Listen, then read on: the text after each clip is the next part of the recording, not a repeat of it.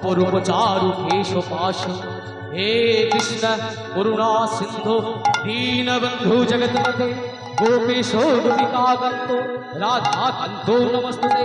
কৃষ্ণায় বাসুদেবায় হরে পরমাত্মনে প্রণত ক্লেশনাশায় গোবিন্দায় নমো নমঃ।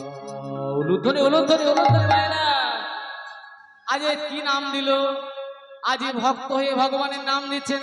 বলে আমি নামে দিলাম নীল মাধব, আমি নাম দিলাম নীল মাধব, নাম দিলাম নীল মাধব, আমি নাম দিলাম নীল মাধব।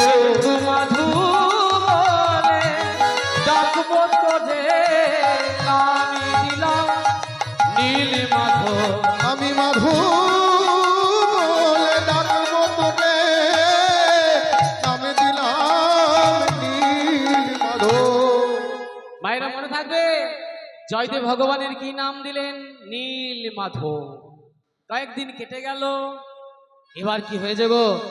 ওই বনে যাই, পাঠশালা যাই, ভগবানের সাথে দেখা হয়, আর যা যা কথাগুলো হয় সব ওই গীত গোবিন্দের পাতাতে লিখে রাখে, তাল পাতার পুঁথিতে। কয়েকদিন পেরিয়ে যাবার পর রাধারানী বলছে, কি গো তুমি একা একাই ভক্তের সাথে দেখা করতে যাও?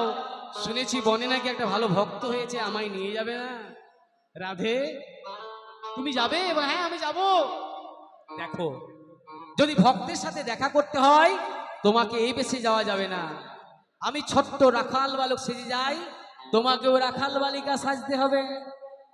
তাই কি করেছে রাধারানীও 4 বছরে রাখাল বালিকা সেজেছে। তারপরে দিনে জয়দেবে যাচ্ছে, যুগল দর্শন করবে। মা মাইরা এটা যুগল দর্শন হবে। একবার দুটি হাত তুলে আমরা গাইবো।